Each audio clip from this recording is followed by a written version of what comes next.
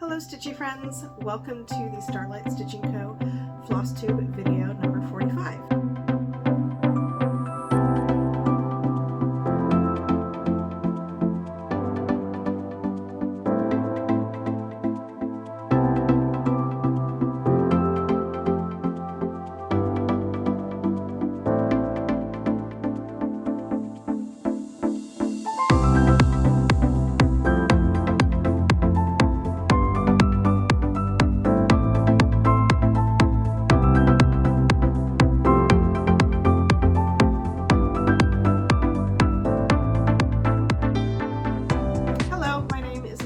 I am the creator behind Starlight Stitching Co. Today is Monday, February 16th, and I am here to share with you what I have been working on. This is my first regular Flosstube video of 2026, so I'll have a little bit more to share with you than I will on a regular basis.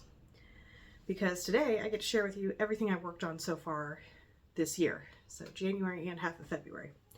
And then going forward, I'll try to stick to a every other week schedule, and they'll probably be short and sweet videos because I have limited crafting time. So first, I will dive right into some cross stitch finishes. My first finish is Spring Folk by Hands On Design. And I stitched this on a 32 count raw silver linen from Zweigart in the called for DMC colors.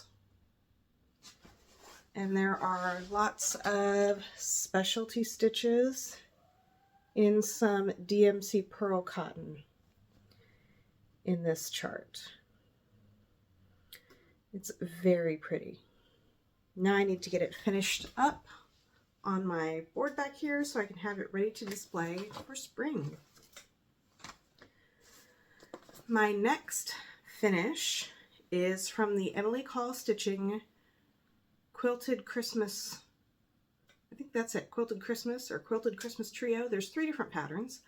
I stitched up and finished the snowman one, and then at the beginning of January I stitched up and finished the round.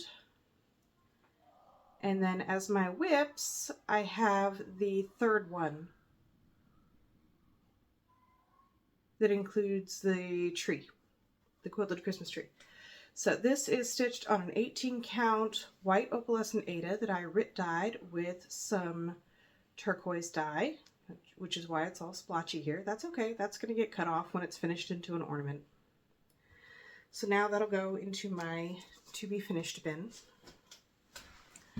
The next finish I have is my submission for the spring 2026 issue of the Punch Needle and Primitive Stitcher magazine. And it is what I'm calling the Folk Floral Pincushion. So there's the top. And it's, as you can see, it's formed into an octagon shaped pincushion. Sweet little birdie and folk flowers and all sorts of pretty blues. When I was designing this, I was thinking like Polish pottery folk art. And then here is the bottom. So in the magazine, you'll get the patterns for the top, the side, and the bottom, as well as full photo instructions on how to finish it into this sweet little pincushion. And these pins are just some that I had on hand. I'm so proud of that. It turned out exactly how I imagined it would. And if you're a creator, you know that that does not happen often. Okay. I'm going to keep on cross stitch, and then I'll move on to some knitting and some quilting. So we're going to switch to some whips that I've worked on. Pardon the noise. I should have done something about that. I shared in 2 of these in my whip parade, since my whip parade was done after the start of the year.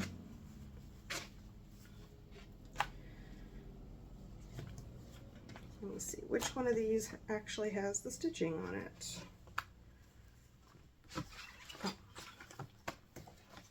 that makes sense. It's the one that's in the pattern. All right, first up, I worked on in January. This is one of my pulls from the Whip Wheel Wednesday.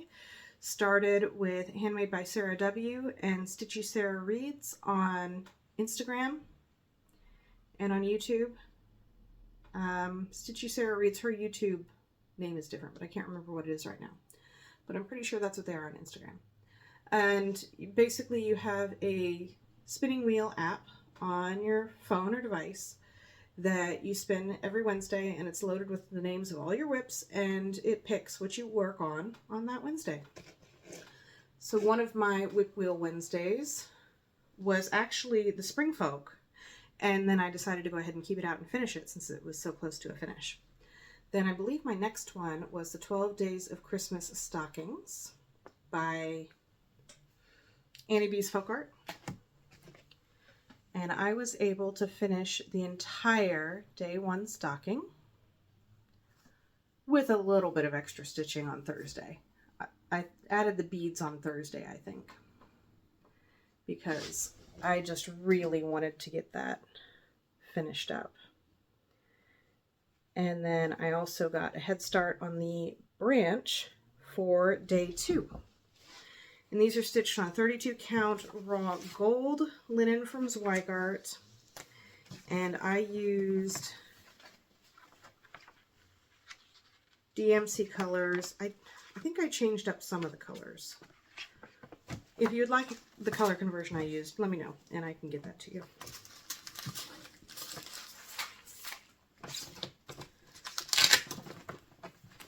Okay. That tucked away. Then the next Whip Wheel Wednesday pull was Roses for Ruby by the Scarlet House, and I talked about this in my Whip Parade also. And I'm stitching this on this lovely pink linen. I believe it's a 28 count. It's got to be a Weeks Dye Works because it's very, very thin. And I am working on the center rows in the pattern. I should have done top-down camera today, but this is where we are at.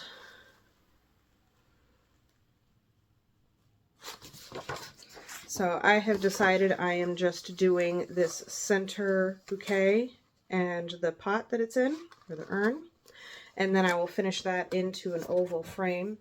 I did brighten up some of my DMC colors for this one, so I don't think I'm using the color 4. Once again, if you'd like a color conversion, let me know. I will be happy to oblige.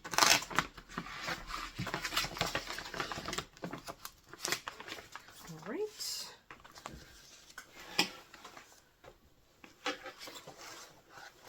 Trying not to make anything topple over. My next Whip Wheel Wednesday, since we're on Whip Wheel Wednesdays, is Goodness and Mercy by Teresa Kogut. Such a pretty chart, but it's also a very giant chart. And this is stitched on a 18 count Ada in the color Hazelwood by Fiber on a Whim. And I got some more done on this center flower and its urn. I'm using Called for DMC. I did switch out the blue to a different DMC blue than what was called for to make it a little bit more obviously blue. So much fun that this is definitely going to take a while to work on.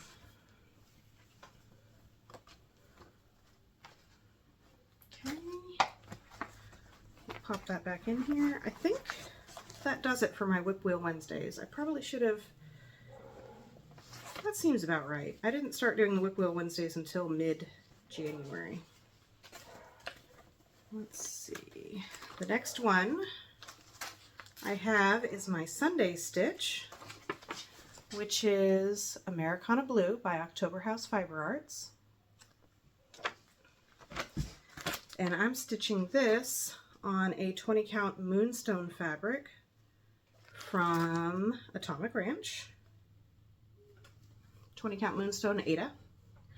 And I am using Bluebonnet Weeks Dye Works threads. And this is where I'm at. So I'm making good steady progress. This last Sunday I finished this small border here underneath the alphabet, and I added these 3 cross leaf things. I don't know what you want to call them. So pretty. I love it. I can't wait to have this done and framed. And it's actually pretty amazing how much progress I get done just working on it on Sundays.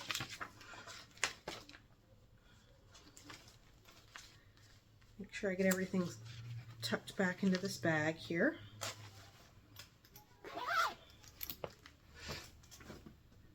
So I don't lose anything.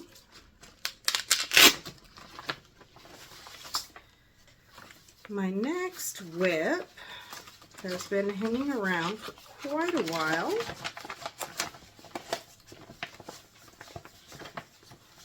If I can get the cover sheet out. It is Le Biscornu en Rose by Julia Manfredini. I received this as a class piece from one of the Punch Needle and Primitive Stitcher retreats when it was held in Kansas City in 2023, obviously. So I am using the supplies that were provided in the kit, and I have almost finished the top of the Biscornu. So I just have to finish that little bit of back stitching around the edge, and the top of the Biscornu will be totally done. And then I just have to stitch the bottom, which is the same image, but some of the colors are switched around a little bit. And I am so excited to have this finished as well. Which of course I could say about everything.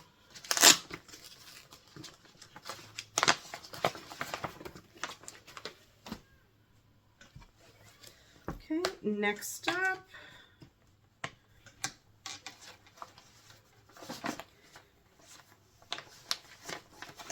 come on.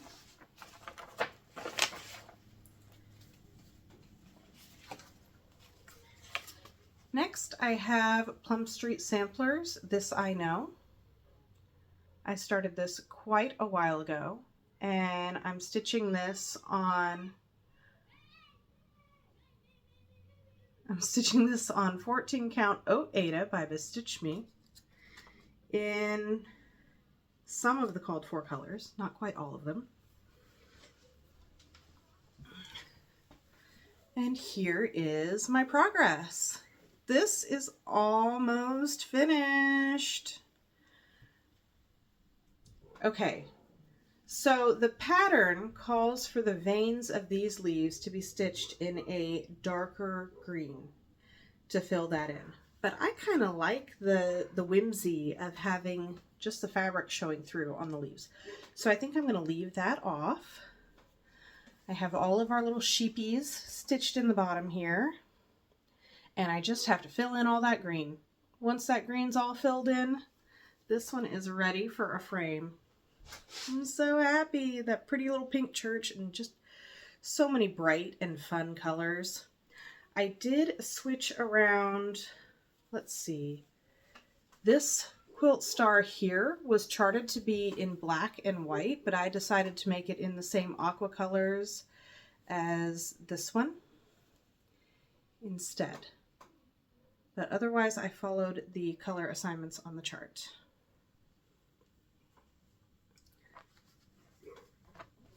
This one happened to be in the same stitching case as the Spring Folk. So the day I finished Spring Folk, I still had some stitching time left, and I didn't want to get up and get another stitching case, especially since that one's already covered in dog hair. I got distracted. I didn't want to get up and get another stitching case or decide what else to work on next, so I just picked up something that was already in that same case and got to work on it. Okay. 14 minutes in and I'm done with all of the cross stitch talk. That'll give you a clue as to how quick the regular videos will be. Exciting news. This Saturday I was able to spend some time quilting. I don't get a whole lot of time in my craft room to actually sew. It's more like 10 minutes here, 20 minutes there, as is with everything else. And I have been plugging away at this Gratitude quilt kit by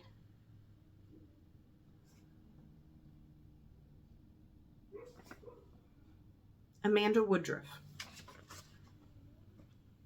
She has the most stunning quilt kits. If you don't follow her on Instagram, you should. Her Instagram username is a.crafty.fox. And she has the most stunning quilt kits. If you like to quilt, you know, you can try to grab a kit from her when she has them available. This is one that I started in either 2022 or 2023. I don't remember which. And I've had sitting around for a very long time. I did run into an issue where I had started quilting it on my Juki. What is it? It's a TL 2010Q. Just to try to get used to working with the Juki. It's one of the mechanical machines, no computers. The needle position does not move at all. And I was stitching it using one of those 1/4 inch foots that attach that has the little wall that you slide the fabric up against. Well, what I relied on as being 1/4 inch was not actually 1/4 inch. It was much more than 1/4 inch. So my initial blocks ended up being a full 1/4 inch too small. And then when I picked it up again and continued sewing it just on my regular Singer that the needle moves, I of course sewed accurate 1/4 inch seams.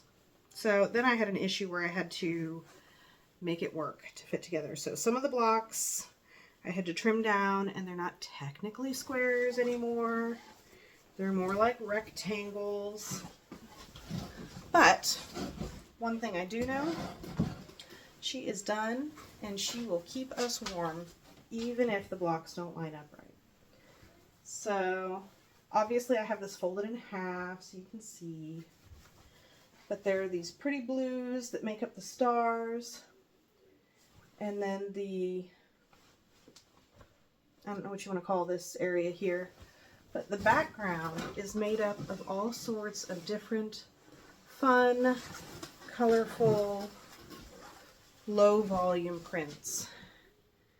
Do you see that? Like, look at this sweet little bunny right here, and the flowers, and I just love the low volume background.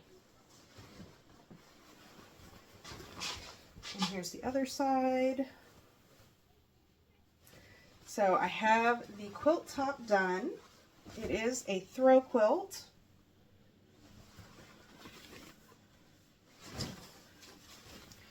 There were plenty of scraps from the blue fabrics left in the kit that I was actually able to make a scrappy binding.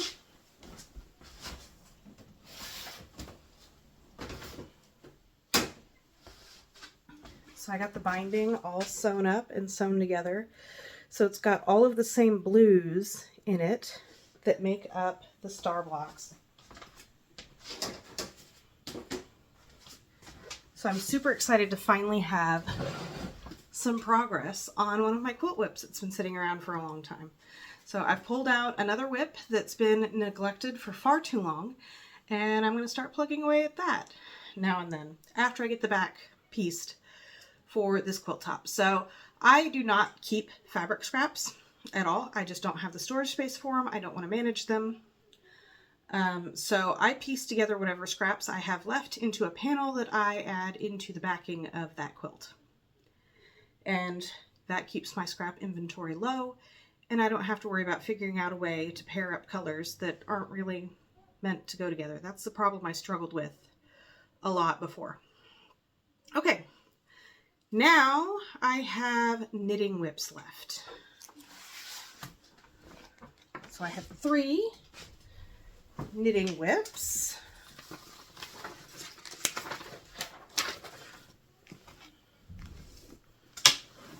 And I just have them in some quilt fabric bags that I have sewn together from random fat quarters. First up, I have my Violetta cardigan. This is a pattern by Vert and Rose, and what drew me into this pattern was the texture details in the sweater, which you probably can't see very good in the pattern here, but you should be able to see it in the sweater. And I'm using some hand-dyed DK weight yarn from Bad Sheep Yarns in the color Sand Dollar. Let's see here. So here I have the entirety of the body done. You're looking at the inside right now. Right panel, left panel. And here is the back, and you can really see that cabled texture. It's just 2 stitches that are cabled in opposing directions, which was a great intro into cabling, something I had never done before.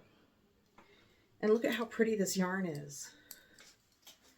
I know I keep moving it around too much, and the light is totally washing it out. I don't know, it's hard to get a good view at it, but there's yellows and blues and creams, and it's just so pretty, and I think it'll look really nice. So I have the body done, and I'm working on my sleeve. I'm getting a little bit of color pooling in the sleeve, but that's hand-dyed yarns doing what hand-dyed yarns do. And that texture is so fun. I love it.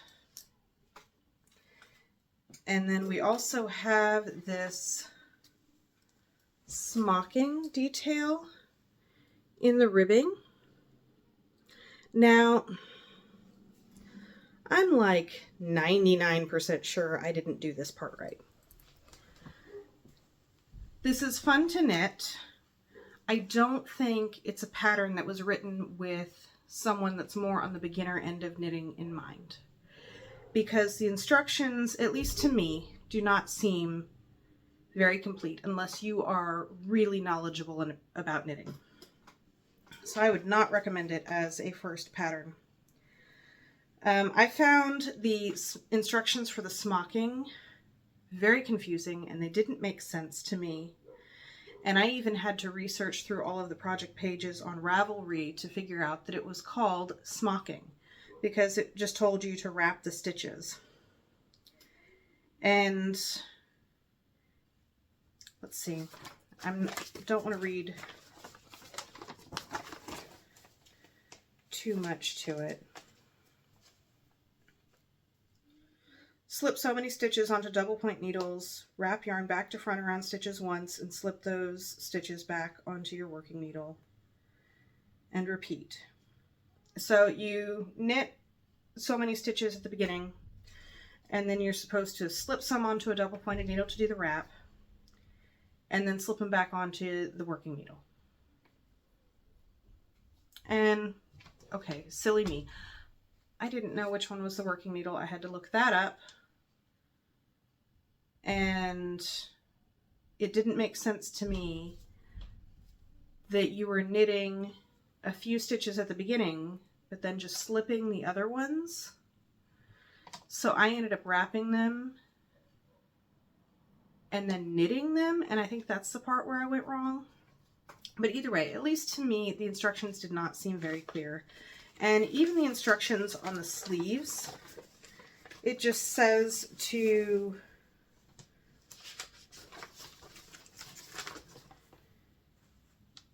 knit the sleeves and continue working the pattern, but technically that's not right, because when you're doing the cardigan, on the back side you're doing the purl stitches, and on the front side you're doing the knit stitches. Well, on the sleeve you're in the round, so it's all knit stitches.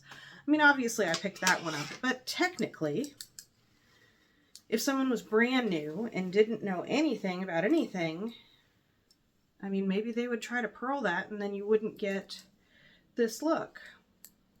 It also says to just knit the sleeves to the desired, or so many inches before the desired length, and then do the same ribbing pattern. And that's fine, but I'm pretty sure, even though I'm on gauge, that I don't have enough yarn. I have this much yarn left. I haven't weighed it. I don't know what's in there. And I've got my cabling needle just stuck in the center of the ball to keep it handy. But I've got this much yarn left to finish knitting this sleeve. And then I have one more skein to knit the entire other sleeve and to do the button band, you know, up the front, around the neck, and down the other side. So I'm pretty sure, even though I ordered the suggested quantity of yarn, which should have been more than enough, that I don't have enough yarn. And it's a hand-dyed yarn, so it can possibly be a different dye lot. I did order another skein from Bad Sheep Yarn, and it arrived. It appears to be pretty close, but I am going to wait and try to use that, if at all possible, just for the button band. That way, if there is a difference in the dye lots, it would be less noticeable because it's on a different component of the cardigan. I don't know. We will see. I think it will be stunning when it is finished. It's just going to take a little bit more work and figuring out to get done. It's also something that requires a little bit more focus because I have to count the correct number of rows, and we all know that counting is hard, right? Count the number of rows in between each set of the decorative cabled stitches, and then do the cable stitch rows, which they're offset, so you have to remember which location to start from, and then do the knitting in between. It'll be fine. I'll get done. It's just slow going, which is perfectly fine. I just found it a little bit more of a struggle than I was planning on it being. Okay, my next whip was completely, totally, and 100% influenced by Renee at Table 10 Podcast. And this is the Petite Knit Terrazzo hat. So she shared a hat that she knit, and it's using, okay, yes, of course, that is the ball that I'm using, Noro, and it is Silk Garden Solo Sock in the color S1. So hopefully you can read that. And when this arrived in the mail, I kind of thought, eesh, this is awful scratchy. And there's all sorts of fibers in it. 40% wool, 25% silk, 25% polyimide, which that's just plastic, and then 10% mohair. So I thought, man, this does not feel nice. It feels scratchy. Trust the process. Trust the process. So I don't know if the pattern calls for it. Okay, it does. It calls for the yarn to be held with mohair. I had this mohair, which is Knit Picks Aloft in the color Blush. I had this a full 50-gram ball,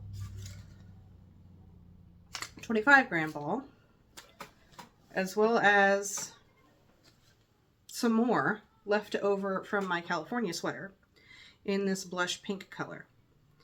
And when I saw that Rachel was knitting with a neutral colored mohair with this yarn and was getting such a beautiful hat, that I decided, or gave myself the excuse that, hey, I'm also stash busting because I'm using this leftover mohair that I have no purpose for.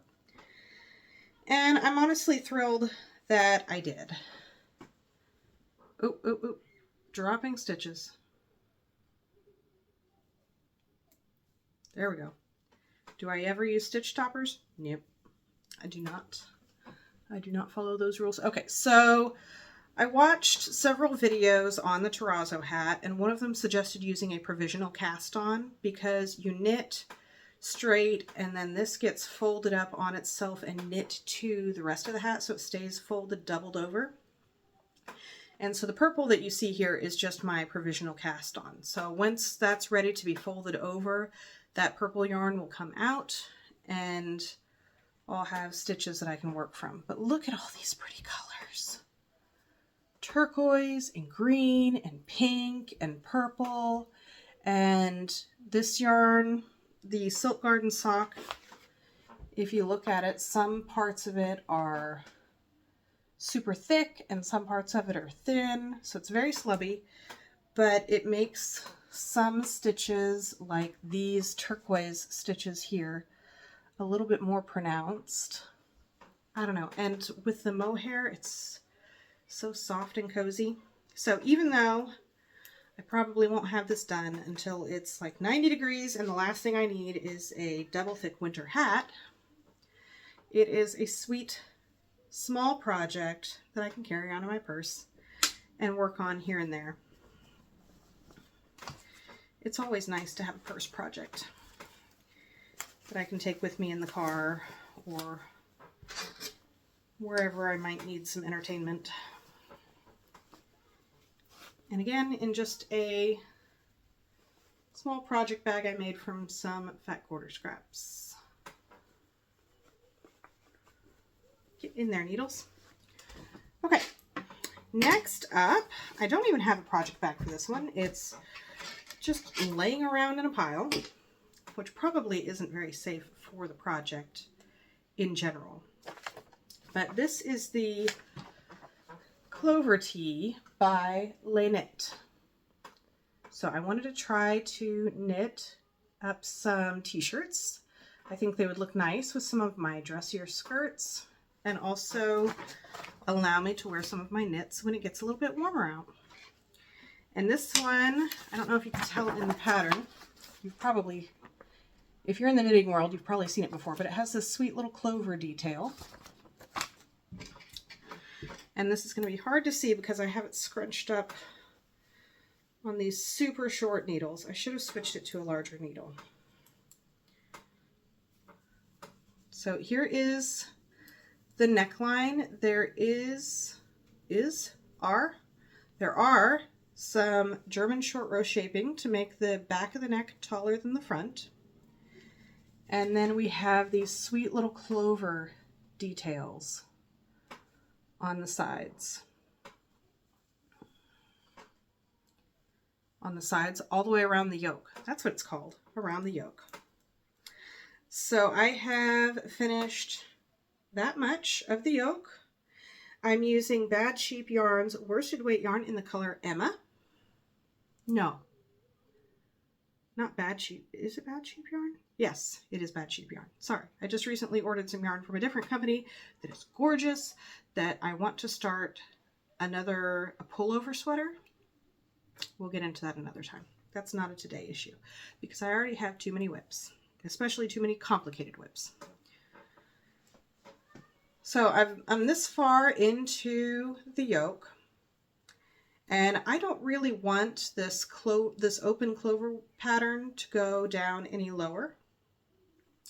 So I am just doing the rest of the rows of the yoke with some regular increases, evenly dispersed, to make it the rest of the way down, and then it'll be ready to split for sleeves. So it's really pretty. I like the color. I think it'll be flattering. And again, I think it'll work with some of my nicer skirts or even just a nice pair of jeans. I don't know. I love it. The clover pattern is a little bit tricky. Again, counting is hard. So I got to make sure that I'm doing the right thing in the right order. It's one that I've had to pay attention to. And I think once I get past the increases and get to the body where it's just stockinette in the round, it'll be easy peasy. Which is what I really want right now, is something that's easy peasy. Okay, that is everything. That is everything I've worked on in January and February that I can show you. I have worked on a couple of other things, but I can't show those to you yet. All in good time. Yeah, so if you have any questions, feel free to leave them in the comments. And I guess I'll catch you next time. Thank you so much for watching. Bye.